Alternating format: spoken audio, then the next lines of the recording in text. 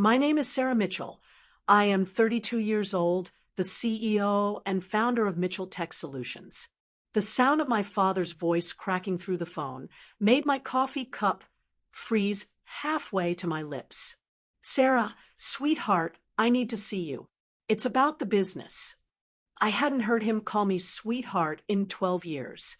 Not since the day he told me women don't belong in construction and handed my college-bound brother the keys to Mitchell and Sons while I stood there with my engineering degree, watching my future get signed away to someone who'd barely graduated high school. The rain drummed against my office windows on the 40th floor, each drop catching the city lights below like tiny diamonds. My assistant had already gone home, leaving me alone with the quarterly reports that showed my tech company had just surpassed $50 million in revenue. The same reports that would probably make my father sick to his stomach if he knew the numbers. Before I go further, tell me in the comments where you're watching from. And if you're hooked already, a like and subscribe will keep these stories coming. What about the business, Dad? I kept my voice steady, professional. The same tone I used with difficult clients who thought they could intimidate me because I was young and female. Can we meet somewhere? Tomorrow, maybe? There's something I need to discuss with you face to face. I leaned back in my leather chair, the one I'd bought myself after landing my first $1 million contract. The irony wasn't lost on me that it probably cost more than my father made in a month. I'm pretty busy this week. What's this about? The silence stretched so long I thought the call had dropped. Then I heard something that made my chest tighten, the sound of my father crying, actually crying. The man who'd taught me that emotions were weakness, who'd never shed a tear at my mother's funeral, was sobbing into the phone like a broken child. Dad, what's wrong? Everything's gone, Sarah. The business, the house, everything. I made some bad investments, took out loans I couldn't pay back. The bank is foreclosing next week. I set my coffee down carefully, my hand surprisingly steady despite the earthquake happening in my chest. Part of me, the part that was still 22 and desperate for his approval, wanted to comfort him. But the bigger part, the part that had built an empire from nothing while he told everyone who'd listened that his daughter was wasting her time playing with computers, felt something else entirely. Satisfaction. I'm sorry to hear that, I said, and meant it. Sort of. Sarah, I know we haven't always seen eye to eye, but you're my daughter. Your family. I was hoping. I was wondering if maybe there might be a position at your company. Something small. I'm not picky. I just need work. The words hung in the air, like smoke. My father, who'd spent decades telling me I'd never amount to anything in a man's world, was asking me for a job. The same man who'd given my inheritance to my brother because boys understand business better, was now begging the daughter he'd written off. I could hear him breathing on the other end, waiting for my answer. Outside, the rain was getting heavier, turning the city into a blur of lights and shadows. My reflection in the window looked like a stranger, successful, powerful, nothing like the girl who used to beg her father to let her help with the family business. We should definitely meet, I said finally. Tomorrow works. How about lunch at the Riverside Grill? 1 o'clock. Yes, that would be perfect. Thank you, Sarah. You don't know how much this means to me. But I did know. I knew exactly what it meant, because I'd been on the other side of desperation before. I'd been the one making phone calls, sending resumes, begging for chances that never came because my last name was Mitchell, but I had the wrong chromosomes to matter. After I hung up, I sat in the quiet of my office, listening to the rain, and thinking about the conversation I'd been rehearsing in my head for 12 years. The conversation where I finally got to tell my father exactly what I thought about his opinions on women in business. Tomorrow I'd get that chance. I was reaching for my purse when my phone buzzed with a text from an unknown number. Sarah, this is your brother Jake. Dad probably didn't tell you, but there's more to the story about why he lost everything. Meet me tonight if you want to know the truth about what really happened to Mitchell and Sons. My blood went cold, Jake, and I hadn't spoken since the day he'd inherited the company. What could he possibly know that my father hadn't told me? And why was he reaching out now, on the same night my father had called begging for help? Jake was already sitting in the back corner of Murphy's bar. When I arrived, his shoulders hunched over a half-empty beer, like he was trying to disappear into the worn leather booth. He looked older than his 29 years, with dark circles under his eyes and stubble that suggested he hadn't been sleeping well. "Thanks for coming," he said without looking up as I slid into the seat across from him. The bar smelled like old wood and spilled whiskey, nothing like the upscale restaurants where I usually conducted business. But then again, this wasn't business. "You said there was something Dad didn't tell me." I ordered a glass of wine from the waitress, keeping my voice neutral. Jake had always been able to read me too well, even when we were kids. He finally looked up, and I was shocked to see tears in his eyes. "Sarah, I need you to know that I never wanted any of this. The company, the inheritance, none of it. I tried to tell Dad to include you, but he wouldn't listen. That's not why I'm here, Jake. I know." He took a long drink of his beer. "You're here because you want to know why Dad really lost everything. And you deserve to know because it's partly your fault." The words hit me like a slap. "Excuse me?" "Not directly," he said quickly, "but your success, it drove him crazy. Every article about your company, every award you won, every time someone mentioned that Sarah Mitchell was making millions while her father's construction business was struggling, it ate him alive." I felt something cold settle in my stomach. What did he do? Jake pulled out his phone and showed me a series of bank statements. "He started taking bigger and bigger risks trying to compete with you. He borrowed money to expand into commercial development, even though he didn't know anything about it. He bought equipment we couldn't afford, hired crews we didn't need, all because he couldn't stand the idea that his daughter was more successful than he was. The numbers on the screen made me dizzy. Loan after loan, each one bigger than the last. This is insane. Why didn't you stop him?" "I tried." Jake's voice cracked. "But he was obsessed. He'd sit in his office reading articles about your company, muttering about how he should have been the one making headlines. He started telling people that you'd stolen his business ideas, that everything you'd built was really his." My wine arrived, but I couldn't bring myself to drink it. "That's not true." "I know it's not true. You know it's not true. But Dad convinced himself it was. And when your company landed that government contract last year, the $50 million one, he completely lost it. I remembered that contract. It had been the biggest deal of my career, the one that had put my company on the map nationally. I'd been so proud. I'd almost called my father to share the news. Almost. He took out a loan against the house to fund one last project. Jake continued. A shopping center that was supposed to make us rich. But he cut corners, hired cheap labor, ignored safety regulations. The whole thing collapsed during construction. My blood went cold. Was anyone hurt? 3 workers ended up in the hospital. One of them is still in a wheelchair. Jake's voice was barely a whisper. The lawsuits destroyed us. Insurance wouldn't cover it because of the safety violations. We lost everything. And Dad blamed you. He blamed me? I couldn't keep the anger out of my voice anymore.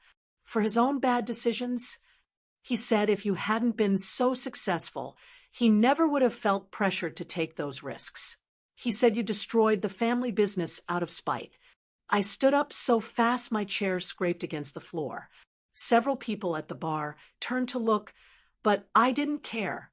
That's the most ridiculous thing I've ever heard. I built my company from nothing. I never took a dime from him or competed with his business. I went into tech specifically to avoid competing with him. I know, Jake said quietly, But he doesn't see it that way. And Sarah, there's something else. I sat back down, my hands shaking. What? The job he's asking you for tomorrow? It's not just about work. He's planning to sue you. The words didn't make sense at first. Sue me for what? Theft of intellectual property. He's claiming that the software your company developed was based on project management systems he created for the construction business. He thinks if he can prove you stole his ideas, he can get a piece of your company. I felt like I was going to be sick. That's insane. I've never even seen his project management systems. I know, but he's desperate, and he's convinced himself this is his only way out. He wants to get close to you, learn about your business operations, find something he can use against you in court. The bar suddenly felt too small, too hot. I could hear my heartbeat in my ears, drowning out the sound of conversations and clinking glasses around us. Why are you telling me this? I asked. Jake reached across the table and grabbed my hand. Because you're my sister, and what he's planning is wrong. Because that man in the wheelchair deserves better than a father who's more worried about his pride than taking responsibility for his mistakes. I pulled my hand away. And because you feel guilty. Yes, he admitted. Because I feel guilty. I should have stopped him years ago. I should have stood up to him when he refused to include you in the business. I should have done a lot of things differently. We sat in silence for a moment, the weight of 12 years of family dysfunction settling between us like a wall. There's one more thing, Jake said finally. Dad doesn't know I'm telling you this. As far as he knows, I'm on his side. If you want to protect yourself, you need to be careful tomorrow. Don't give him any information about your business. Don't sign anything. And whatever you do, don't let him record the conversation. I stood up again, leaving money on the table for my untouched wine. Thanks for the warning. Sarah, wait. Jake grabbed my arm as I turned to leave. I know this doesn't fix anything between us, but I want you to know that I'm proud of you. What you've built, what you've accomplished, it's incredible. Dad may not see it, but I do. I looked down at my brother, this man who'd inherited everything I'd wanted and then watched it all fall apart. For a moment, I saw the little boy who used to help me build blanket forts and promised we'd always be best friends. I'll see you around, Jake. I was almost to the door when my phone rang. The caller ID made my stomach drop. It was my father, and he was calling at 11:30 at night. What could he possibly want now? Sarah, thank God you answered. My father's voice was frantic, breathless. I'm at the hospital. Jake's been in an accident. The parking garage suddenly felt like it was spinning around me. What happened? Is he okay? He was driving home from somewhere, hit a patch of ice, and went off the road. They're saying he has internal bleeding, possible brain injury. Sarah, I don't know what to do. All the anger from my conversation with Jake evaporated instantly. Whatever had happened between our family, he was still my little brother. Which hospital? I'm coming. St. Mary's. But Sarah, there's something else. The police found something in his car. Papers about our business. About you. They're asking questions. My blood turned to ice. Had Jake been carrying evidence of my father's plan to sue me? What kind of papers? I can't talk about it over the phone. Just get here, please. The drive to the hospital was a blur of rain and streetlights. I kept thinking about Jake's face in the bar, the guilt in his eyes when he told me about our father's plan. Had he been distracted driving home? Had our conversation somehow caused this? I found my father in the surgical waiting room, pacing like a caged animal. He looked older than I'd ever seen him, his gray hair disheveled, and his clothes wrinkled like he'd been sleeping in them. Any news? I asked. He shook his head. They've been operating for 2 hours. The doctor said it could go either way. We sat in uncomfortable silence. The only sound the hum of fluorescent lights and the distant beeping of medical equipment. I studied my father's profile, trying to reconcile this broken man with the one who dismissed my dreams so casually 12 years ago. Sarah, he said, finally, I need to tell you something about why I really called you yesterday. Here it comes, I thought. The lawsuit, the accusations, the desperate attempt to blame me for his failures. I know Jake talked to you tonight. I kept my face neutral. How do you know that? Because I asked him to. My father turned to look at me, and I saw something in his eyes I'd never seen before. Shame. I wanted him to tell you about my plan to sue you. I wanted you to know what I was thinking of doing. I don't understand. Because I knew it was wrong. His voice cracked. I knew it was desperate and pathetic and wrong, but I was so angry, so humiliated by everything that had happened. I convinced myself that you owed me something, that your success had somehow caused my failure. I felt like I was in some alternate universe where my father was actually taking responsibility for his actions. But when I sent Jake to warn you, I realized something. I realized that I'd rather lose everything than lose my daughter. Again, the words hung between us like a bridge I wasn't sure I was ready to cross. Dad, Jake told me about the construction accident, about the worker who's in a wheelchair. My father's face crumpled. That's the real reason I lost everything. Not bad investments or market conditions or competition from your company. I cut corners to save money, and a good man paid the price for my greed. What are you going to do about it? I've been trying to figure that out. The insurance won't cover it because of the safety violations, but that man deserves compensation. He has a family, kids. I've been looking for ways to help him, but I don't have anything left to give. Thoughts started forming in my mind, crazy and complicated, and maybe exactly what this situation needed. What if you did have something to give? My father looked at me with confusion. What do you mean? I mean, what if there was a way for you to help that family and still have a job? What if the position I offered you came with conditions? Sarah, I don't understand. I took a deep breath. My company has been looking to expand into construction project management software. We need someone who understands the industry, someone who knows what safety protocols really matter and why, someone who's learned from their mistakes. My father's eyes widened. You're offering me a job? After everything I've done, I'm offering you a chance to make things right. The salary would be good enough to help that injured worker's family. And maybe if you're willing to work for it, we can figure out how to be father and daughter again. Before he could answer, a doctor in surgical scrubs walked into the waiting room. We both stood up, holding our breath. Mr. Mitchell, your son is stable. The surgery went well, and we expect a full recovery. He's asking for both of you. Relief flooded through me, so completely I had to sit back down. My father was crying again, but this time they were tears of gratitude. Sarah, he said, wiping his eyes, I don't deserve your forgiveness. I don't deserve a second chance. Maybe not, I said, but Jake does. And that worker you hurt does.